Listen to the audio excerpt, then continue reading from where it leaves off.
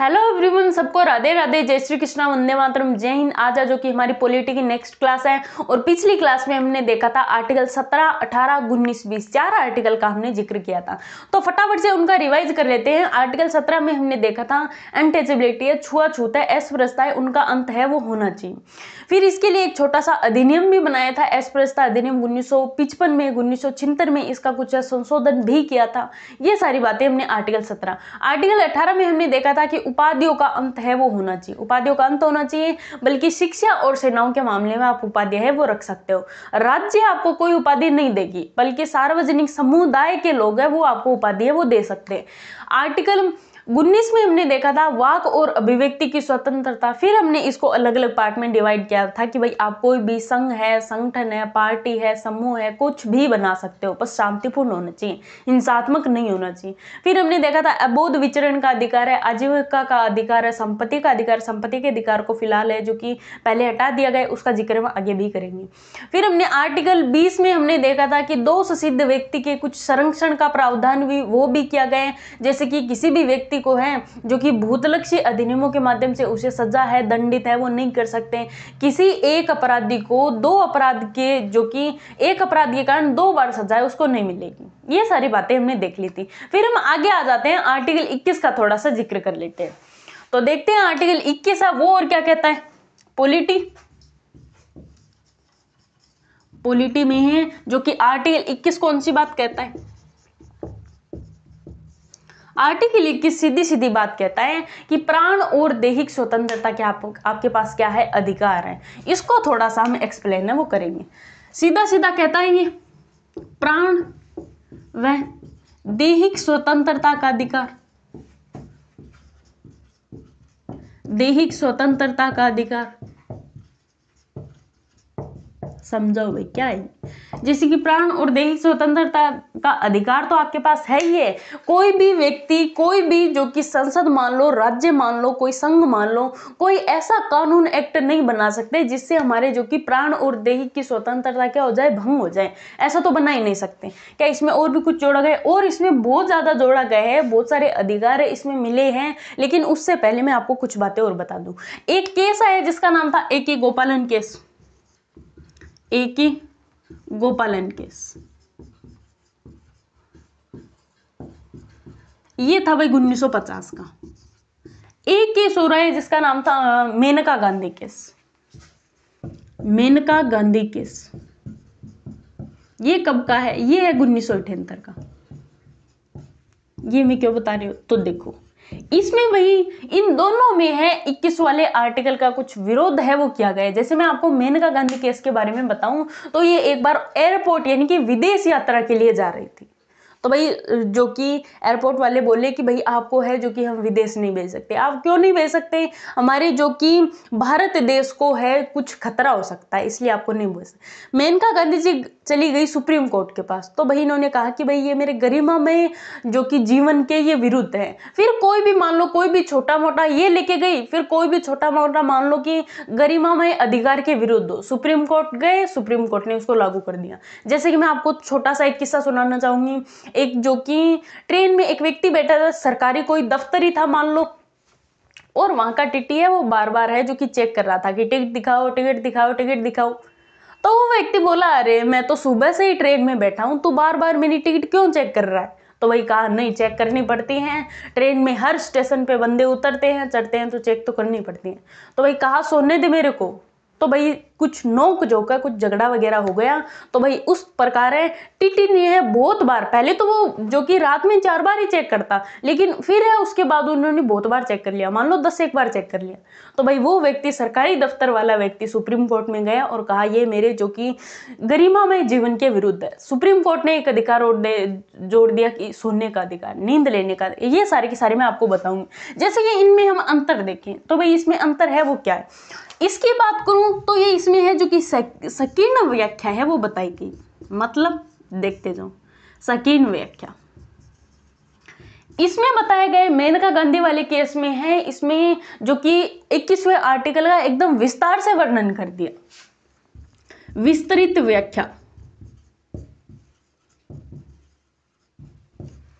और इसमें क्या कहा गया, इसमें एक मान लो छोटा सा एक्ट लेते हैं, विधि द्वारा स्थापित प्रक्रिया,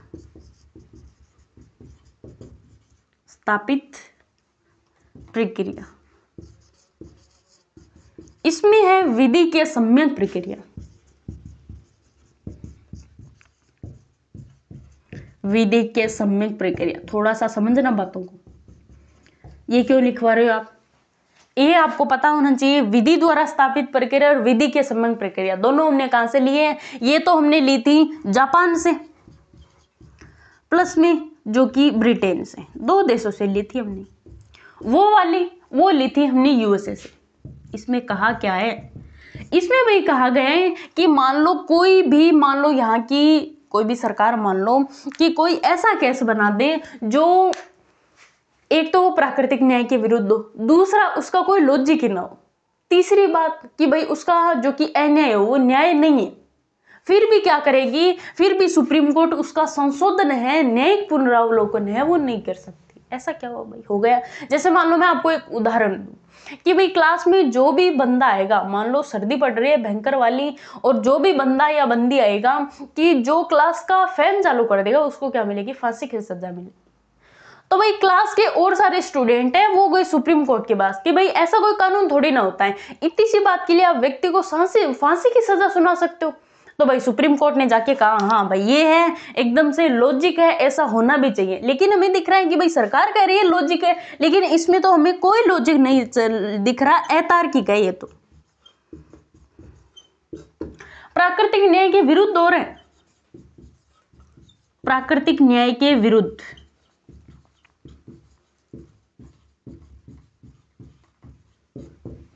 फिर भी क्या करेगी, इसमें जो कि सुप्रीम कोर्ट है इसका संशोधन है वो नहीं कर सकेगी, फिर भी सुप्रीम कोर्ट क्या नहीं करेगी, इसका है जो कि न्यायिक पुनरावलोकन है नहीं करेगी,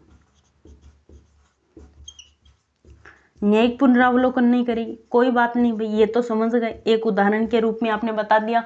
वो वाला और बताओ इसी प्रकार, जैसे कि मान लो यही वाला मैं आपको बताऊं कि प्राकृतिक न्याय के विरुद्ध हो, सुप्रीम कोर्ट है जो कि न्यायिक पुनरावलोकन कर ही नहीं सकते, इसमें न्यायिक पुनरावलोकन नहीं कर सकते, संशोधन वगैरह कुछ नहीं कर सकते। इसमें बताऊं मैं, ये हमने यूएसए से लिया है पहली बात तो। दूसरी बात, एक ऐसा ही मैं आपको उदाहरण बताऊं, वही बता दूं, वही क्लास में कोई भी फैन चालू करेगा तो उसको क्या मिलेगी, फांसी की सजा है वो मिलेगी। यहाँ वाले क्लास वाले और बच्चे हैं तो कहा भाई टीचर ने ऐसा कौन सा आदेश सुना दिया हमें, ये तो हमें कुछ जच ही नहीं रहा है। तो भाई स्टूडेंट है सुप्रीम कोर्ट के पास गए, सुप्रीम कोर्ट ने कहा नहीं भाई इसका नहीं तो क्या नहीं है, कोई भी लॉजिक नहीं है, ये तार्किक है, अतार्किक है ये तो। दूसरा, ये प्राकृतिक न्याय के विरुद्ध हो रहा है, प्राकृतिक न्याय के विरुद्ध है, ये भी विरुद्ध था। तो भाई सुप्रीम कोर्ट क्या करेगी, सुप्रीम कोर्ट कर देगी इसका है जो कि संशोधन है, न्यायिक पुनरावलोकन कर देगी इसका। सुप्रीम कोर्ट न्यायिक पुनरावलोकन है वो कर देगी। अब तो समझ गए होंगे कि भाई विधि द्वारा स्थापित प्रक्रिया और विधि के सम्यक प्रक्रिया, यही नाम हमने जो कि पॉलिटी की पहली या दूसरी क्लास थी उसमें भी हमने देखा था, तब मैंने बताया कि इसको हम क्या पढ़ेंगे, आगे पढ़ेंगे। तो ये देखो भाई हमारा आगे वाला आ गया, इसको थोड़ा सा लिख लो फिर मैं इसकी और आपको जानकारी दूं। A.K. गोपालन केस 1950 वाला, मेनका गांधी केस 1978 वाला, इसमें जो कि सेकेंड व्याख्या यानी कुछ कम व्याख्या वो दी गई, इसमें कुछ ज्यादा ही व्याख्या, विस्तृत व्याख्या दे दी। विधि द्वारा स्थापित प्रक्रिया इसमें, और उसमें विधि के सम्यक प्रक्रिया है।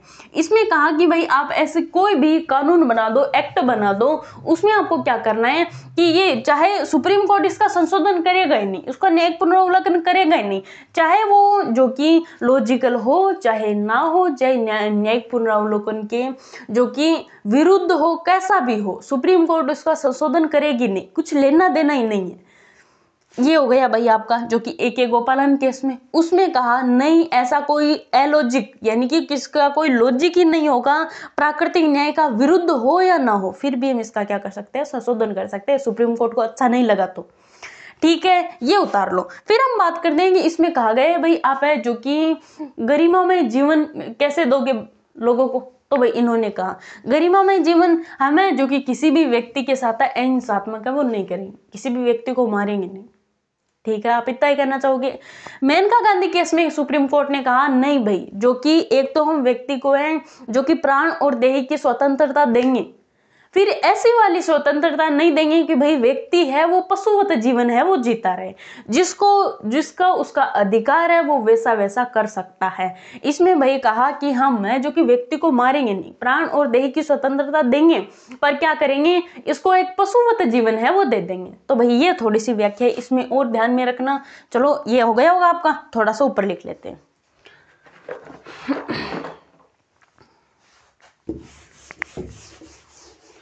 थोड़ा सा ऊपर लिखते हैं, इसमें यहीं पे लिख लेते हैं। दोनों में अधिकार तो दे दिया प्राण और दैहिक स्वतंत्रता का, लेकिन इसमें कहा कि भाई आप है जो कि एक पशुवत जीवन है वो जीते रहो। व्यक्ति का जीवन पशुवत या व्यक्ति के जीवन जीने का अधिकार है, बस आप इतना ही कहना चाहोगे। उसमें कह दिया कि व्यक्ति को जीवन जीने का अधिकार है लेकिन पशुवत जीवन जीने का अधिकार नहीं। व्यक्ति को पशुवत जीवन जीने का अधिकार है वो नहीं है।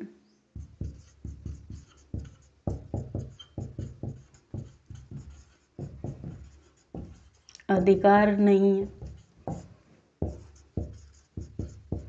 इनको हमने कोई भी मान लो कि कोई भी ये हमें आपदा आ गई कि भाई ये हमारे जो कि गरिमा में जीवन के विरुद्ध है, तो भाई इसको लोग सुप्रीम कोर्ट ले गए, सुप्रीम कोर्ट ने इसको लागू कर दिया। वो भाई गरिमा में जो कि जीवन में कुछ भी, गरिमा में जीवन के विरुद्ध कुछ भी हो, सुप्रीम कोर्ट उसको लेके गई। जैसे मैं अभी आपको कुछ लिखाऊंगी, गरिमा में जीवन के विरुद्ध है वो कोई भी अधिकार हो, उसको सुप्रीम कोर्ट ने मान लिया। ये एक परिभाषा है, वो थोड़ी सी और देख लेना। अब मैं आपको कुछ बताऊं 21 वाले आर्टिकल में कौन कौन सी स्वतंत्रता है वो दी गई है। जैसे कि एक मैंने आपको बताया नींद लेने का अधिकार, दूसरा है, अरे सारे के सारे अधिकार है, ऐसे एक एक तो क्या ही बताऊंगी, लेकिन कुछ मैं आपको 5-7 है वो बता देती हूँ। एक मान लो कि मानवीय प्रतिष्ठा के साथ जीने का अधिकार। दूसरा मान लो कि भाई हमें है जो कि किसी भी सार्वजनिक स्थान पे है, जो कि पुलिस है वो हथकड़ी नहीं लगा सकती, कोई सार्वजनिक क्षेत्र पे हमें फांसी नहीं लगा सकती। और भी कोई मान लो कि भाई हमें है जो कि हमारी परिवार की सुरक्षा का करने का अधिकार है, सामाजिक आर्थिक न्याय के सशक्तिकरण का अधिकार है। मान लो कि हमें एकांत कारावास के विरुद्ध अधिकार है कि भाई जेल में अकेला नहीं रह जाए, अकेले से हमें डर लगता है, यानी कि कोई भी मान लो गरिमा में जीवन के कुछ भी विरोध आया, सुप्रीम कोर्ट लेके गए, सुप्रीम कोर्ट ने उसको मान भी दिया। तो ये हो गया होगा आपका। जैसे कि देखिए हम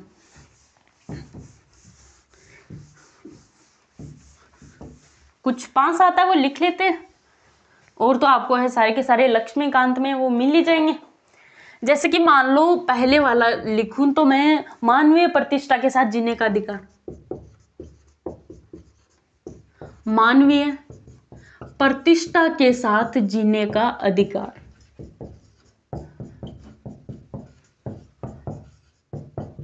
जीने का अधिकार। और आज वाला क्वेश्चन भी मैं आपको यही दूंगी कि भाई आपको है 21 वाले आर्टिकल की एकदम सशस्त्र है वो, जो कि पूरे के पूरे फैक्ट के साथ एक व्याख्या है वो आपके साथ करनी है आपको। और वो वाला क्वेश्चन है मैं टेलीग्राम पे चेक करूंगी, टेलीग्राम पे सब अपना है वो क्वेश्चन लिख के लेके आना। मानवीय प्रतिष्ठा के साथ जीने का अधिकार। दूसरे वाला मान लो कि पर्यावरण संरक्षण का अधिकार, पर्यावरण संरक्षण का अधिकार।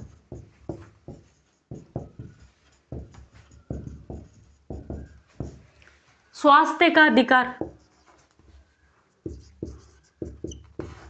स्वास्थ्य का अधिकार। चौथा है निजता का अधिकार। अगर आप कह देना कि भाई आप है हमारा फोन है वो चेक नहीं कर सकते, क्यों? क्योंकि हमें सरकार ने है निजता का अधिकार दिया है। घर वाले कहेंगे ठीक है बेटा आपको है आवास का भी अधिकार है वो दिया गया है, निकलो। स्वास्थ्य का अधिकार है आपके पास, ये मैंने लिख ही दिया। और एकांत कारावास का अधिकार है, एकांत कारावास के विरुद्ध अधिकार है कि भाई जेल में भाई साहब अकेला नहीं रह जाए। कारावास के विरुद्ध अधिकार। और कुछ कहा? हाँ भाई, आप फोन में चेक कर सकते हैं, आपको आवास का अधिकार है, एकांत कारावास के विरुद्ध अधिकार है। आप है जो कि आपको साथी चुनने का भी अधिकार है, जीवन साथी चुनने का आपके पास अधिकार है, जीवन साथी चुनने का अधिकार। बस ये अधिकार जो कि संविधान ने दिया है हमें, घर वालों ने नहीं दिया है, तो थोड़ा सा ध्यान में रखना इस अधिकार का है, यूज थोड़े अच्छे ढंग से करना। और मैं आपको बता दूं कि भाई फांसी आपको लगा सकते हैं, लेकिन सार्वजनिक स्थानों पे है सजा देने का विरुद्ध अधिकार है। एक ये भी लिख लो, सार्वजनिक स्थानों पर सजा देने का अधिकार।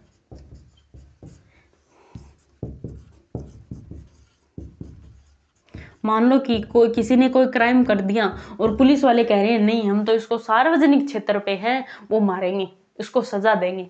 कोई भाटे मार रहा है, कोई लठों से मार रहा है, तो इस प्रकार सजा नहीं दी जा सकती भाई। क्यों? क्योंकि उसकी भाई बेइज्जती होती है।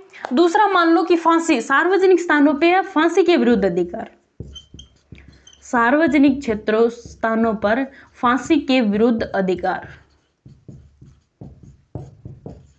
फांसी के विरुद्ध अधिकार।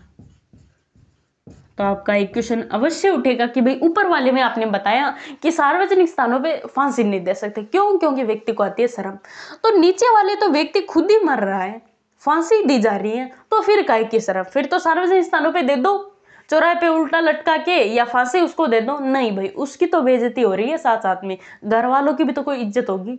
तो भाई आप सार्वजनिक स्थानों पे फांसी भी नहीं लगा सकते। तो और कुछ प्रावधान है, सार्वजनिक स्थानों पे आप हथकड़ी नहीं लगा सकते कि भाई बंदे को हथकड़ी पहना रखी है और बाजार से होते हुए ले जा रहे हैं, तो भाई ऐसे नहीं कर सकते।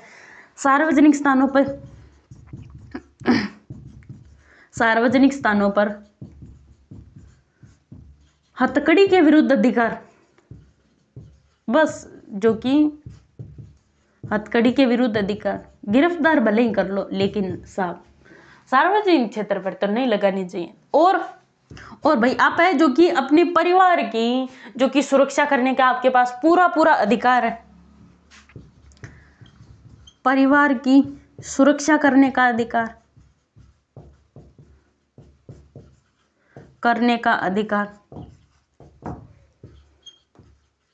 और कोई?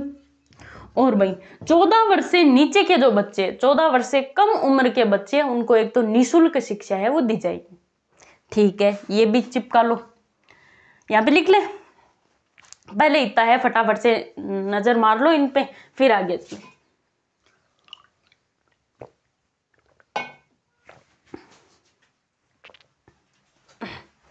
हो गया होगा?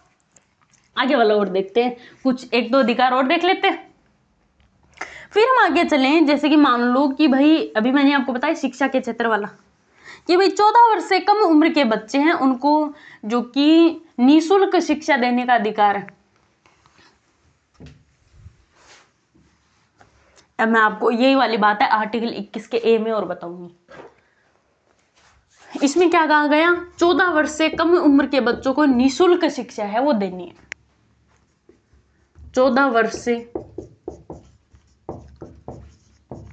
कम उम्र के बच्चों को निःशुल्क शिक्षा का अधिकार है। और कोई अधिकार है? त्वरित सुनवाई का अधिकार है, त्वरित सुनवाई का अधिकार है, त्वरित सुनवाई का अधिकार है।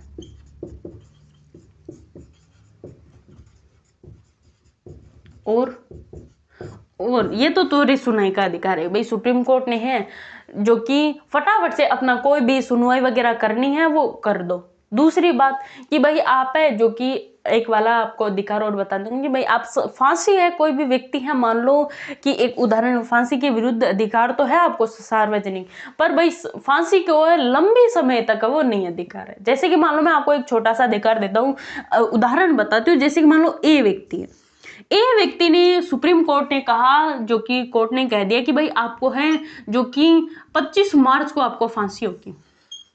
थाने वाने वाले इतने बुरे तरीके से पीट रहे हैं, बंदा सोचता है मार दे तो ठीक रहे।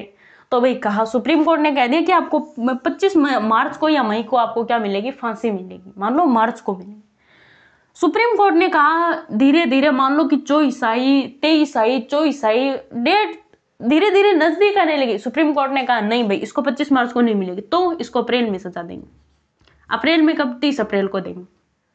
30 अप्रैल को। सब कुछ ज्यादा लंबा वो नहीं होगा? नहीं, लंबा कुछ नहीं है, अभी एक बार हमारे पास टाइम नहीं। ठीक है, इसको 25 मार्च से लेके अप्रैल तक लगभग 1 महीने का इसको क्या दे दिया, टाइम दे दिया। बंदे को थाने वाने में इतना पीटते हैं, सोचता है कि काश मेरे को है जो कि फांसी लगा दे, क्या हो जाए, लगा दे। तो रोज इतना पीटते हैं, इसका मतलब दर्द तो एक दिन होगा। इस मार पिटाई से तो गेल छुटे। तो भाई कहा कि भाई इसके लिए एक और जो कि अधिकार है वो बना दिया कि भाई आपको फांसी के विरुद्ध एकदम कोई लंबी श्रृंखला, लंबा समय है वो नहीं दे सकते। तो एक ये भी लिख लो, कितने हो गए, नेक्स्ट वाले लिख लो कि भाई फांसी की रोक के विरुद्ध अधिकार, विरुद्ध अधिकार। और कोई और मान लो आपके पास है जो कि कोई भी आपातकालीन सेवा है, आपातकालीन सेवा का आपको है, आपातकालीन सेवा अगर आपको नहीं मिल रही है तो भाई इसके विरुद्ध भी आपके पास अधिकार है। तो ये भी लिख लो, और ये भी लिख लो कि निजता कानून, निजता कानून की सहायता का अधिकार, सहायता का अधिकार। अरे लगभग बहुत ज्यादा है, लगभग 40 के आसपास है, लेकिन मोटा मोटी तौर पे मैंने आपको लगभग है वो बता दिया है। तो आपको ये ध्यान में रहेगा। ऑफ कोर्स ये मैंने कुछ बता दिए, ध्यान में रखना।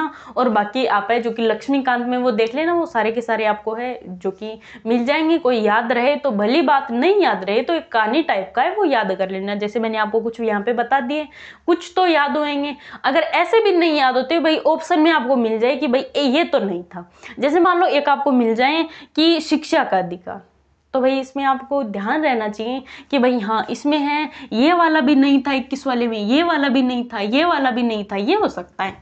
ऐसे मान लो कि ऐसा याद करो कि भाई आप तुक्का तो लगा ही सकते हो इस मामले में। पूरा याद नहीं रहे कोई बात नहीं, लेकिन कुछ तो याद करना। आगे वाला ये हमारा आर्टिकल 21 वाला हो गया, प्राण एवं दैहिक स्वतंत्रता का अधिकार। इसके बाद एक छोटा सा और पढ़ लेते हैं, 21 वाले एक ही बात और कर लेते हैं, बस थोड़ी सी बात करेंगे। 21 एक ही बात और करते हैं, गरिमा में जीवन के एक वो लिख लेना, नींद लेने का अधिकार, वो तो मेरे सबसे पहले याद रहता है। गरिमा में जीवन के विरुद्ध कोई भी आया सरकार के पास, गए सुप्रीम कोर्ट के पास, सुप्रीम कोर्ट ने उसको कर दिया लागू। आगे वाला हम देखते हैं 21 वाला ए है, वो और क्या कहता है, उसको कब जोड़ा गया, उसको 44वें संविधान संशोधन द्वारा है वो जोड़ा गया। तो हम पढ़ रहे हैं जो कि 21 का ए, कब जोड़ा गया, 44वें संविधान संशोधन द्वारा, संविधान संशोधन द्वारा। कब हुआ, 1978 में। क्या जोड़ा इसमें, इसमें जोड़ा कि भाई 6 से लेके 14 वर्ष के बच्चे, 6 से 14 वर्ष के बच्चे, इनको एक तो क्या मिलेगी, निःशुल्क शिक्षा मिलेगी। कहाँ पे, अभी तो हमने देखा था कि भाई 1 से 14 वर्ष के बच्चे उनको निःशुल्क शिक्षा मिलेगी, नहीं कहा, नहीं।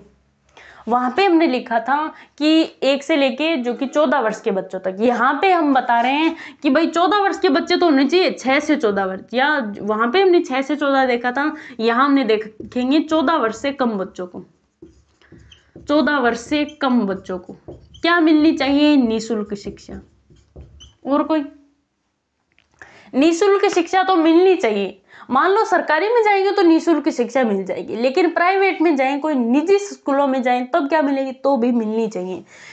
क्या सबको मिलनी चाहिए, नहीं। हर एक स्कूल में मान लो सरकारी में तो मिलती है, कोई मान लो प्राइवेट है, उसमें किस प्रकार मिलेगी, उसमें मिलेगी कि 25% बच्चे हैं, 14 वर्ष से कम बच्चे हैं, 25% हैं वो फ्री में पढ़ेंगे, निःशुल्क, फ्री होगा उनके लिए। सरकारी में तो ठीक है, लेकिन प्राइवेट में कौन पैसा कौन देगा? इन जो कि 25% बच्चों का, इनका पैसा देगी भाई सरकार। ये बच्चे क्या, मान लो कोई रॉयल फैमिली से एक बच्चा आता हो 14 वर्ष से, उसकी 25% फीस है जो कि माफ है, 25% फीस तो उसकी पूरी माफ होगी? नहीं भाई, ये 25% बच्चे वो होंगे जो क्या होंगे, गरीब होंगे। दूसरी बात, या कोई वो SC ST यहां से बिलोंग करता हो, इसके लिए 25% टाबर है वो फ्री पढ़ेंगे यहाँ पे। फीस कौन देगा? सरकार देगा। प्राइवेट में है ये बातें, सरकारी में तो पूरी पूरी है ही। तो ये भाई आपको प्राइवेट वाला कुछ डाउट नहीं रहे, इसलिए मैंने आपको ये भी बता दिया।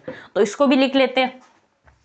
14 वर्ष से कम बच्चे हैं, 14 वर्ष से कम बच्चों को कोई स्थानीय या निजता, 14 वर्ष से कम बच्चों को निजी विद्यालय, निजी व राजकीय विद्यालयों में,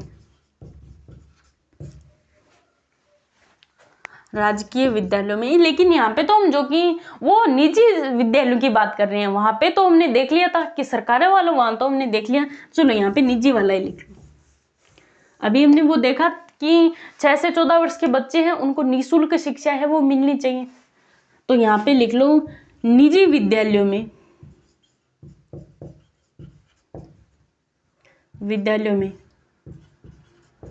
निःशुल्क शिक्षा मिलनी चाहिए। निःशुल्क, निजी विद्यालय में 25% बच्चों को निःशुल्क शिक्षा मिलनी चाहिए। और वो 25% टाबर कौन से होंगे? वो टाबर होंगे भाई गरीब घर के टाबर, गरीब हो, कोई मान लो अल्पसंख्यक वर्ग के हो, तो वहां से ये 25% टाबर है वो आएंगे। ये आर्टिकल 21 वाले की बात मैंने आपको बता दी। 44वें संविधान संशोधन 1978 में ये जोड़ा गया था। इसको भी फटाफट से उतार लो। फिर हम बात करते हैं, आर्टिकल 21 वाला आ गया, आर्टिकल 22 वाले की बात और करते हैं कि आर्टिकल 22 वाला है, आर्टिकल है वो क्या कहता है।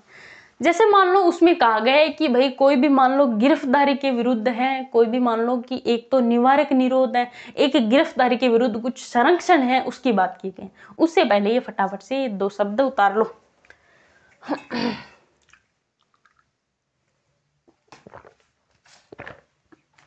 फिर हम आगे वाले की बात करें।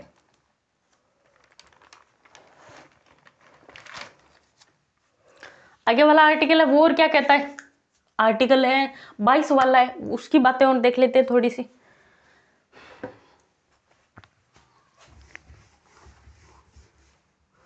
आर्टिकल 22,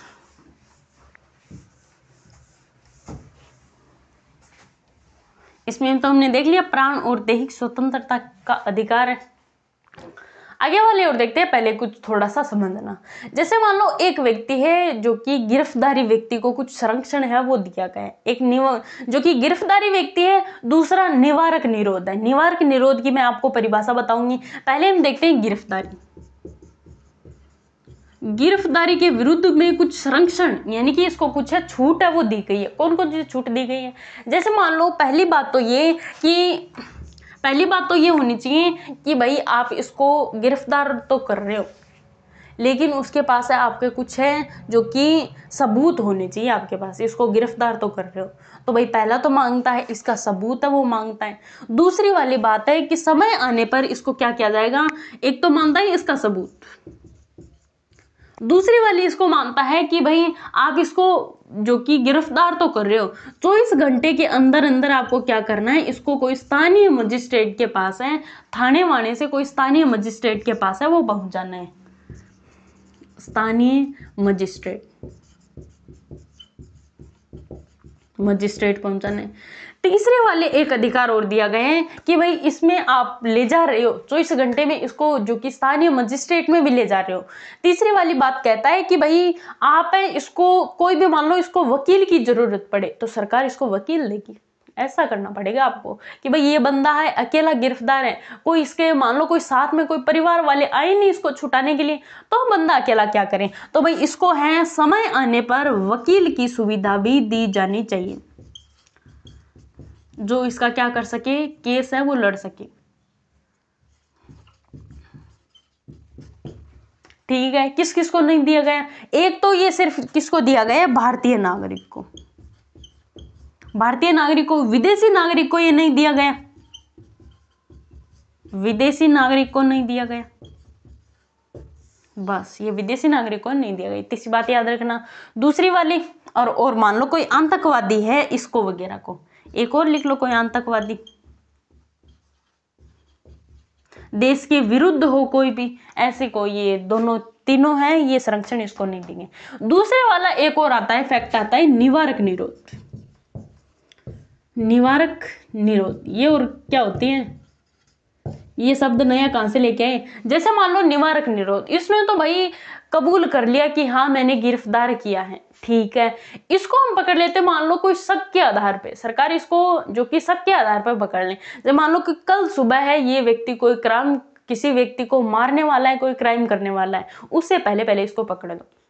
इसमें वही वाले अधिकार होंगे कि भाई इसको है, एक तो सबूत तो इसमें नहीं चलेंगे, लेकिन किसी को शक होगा, जिस व्यक्ति को शक होगा वो जो कि स्थानीय मजिस्ट्रेट में जाएगा, तो भाई एक तो उस बंदे का नाम नहीं ले जाएगा। दूसरी बात, मान लो इसको जेल में पकड़ा भी है, दूसरी बात है इसको सिर्फ 2 माह के अंदर तक रख सकते हैं, 2 माह तक की जेल में रख सकते हैं।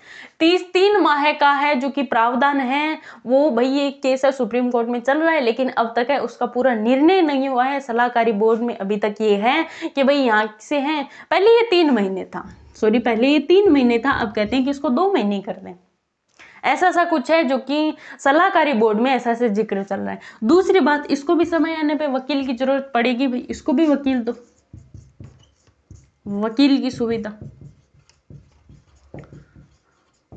चलो ये हमारे 2 है फैक्ट हो गए, गिरफ्तारी और निवारक निरोध के विरुद्ध में कुछ संरक्षण है।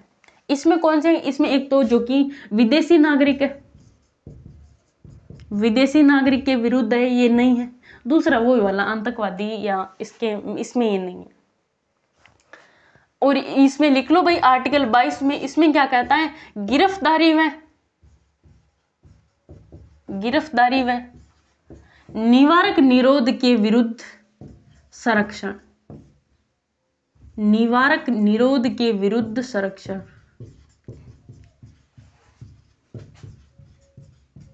बस इतनी सी बातें हैं, इतनी सी बातें वो रख लेना याद। फिर एक बात और आती है, छोटी सी बात है, समझ लो कि भाई मान लो कोई ये वाला व्यक्ति है, निवारक निरोध वाला व्यक्ति है, उसको मान लो ये कोई देश के विरुद्ध है, कोई आतंकवादी है, तो इसको राज्य सरकार पकड़ेगी या कोई संघ सरकार पकड़ेगी? संघ के अंदर केंद्र सरकार पकड़ेगी या राज्य सरकार पकड़ेगी? बात सीधी सीधी है। तो इसकी अगर मैं बात करूं तो भाई पहली बात, इसको पकड़ेगी कौन? दूसरी बात है इसके विरुद्ध कानून है वो कौन बनाएगा? तो ये बात भी देखो कि भाई कौन कौन से विषय पे कानून बना सकते हैं संघ वाले। संघ की एक बात करूं तो भाई संघ वाले जैसे संसद किस किस पे कानून है वो बना सकते हैं, इसकी बात कर रही हूं मैं इनकी। और वो हमने जो कि 7वीं अनुसूची में पढ़ ही लिया था कि संघ राज्य समवर्ती सूची के कौन कौन से विषय। इसकी अगर मैं बात करूं तो संसद की बात करूं, कौन कौन से विषय पर कानून बनाएगा?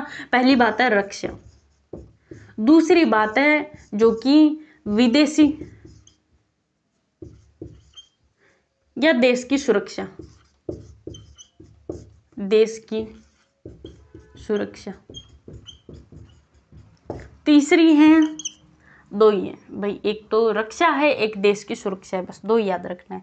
संघ राज्य वाले, राज्य किस पे बनाएंगे? विधानमंडल है वो किस पे कानून बनाएंगे? एक तो ये बनाएंगी भाई जो कि वही राज्य की सुरक्षा, लोक व्यवस्था,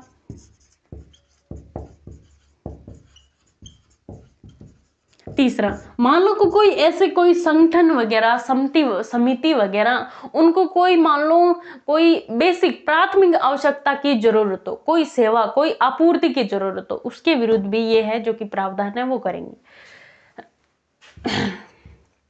प्राथमिक आवश्यकता या मान लो कोई आपूर्ति व सेवा की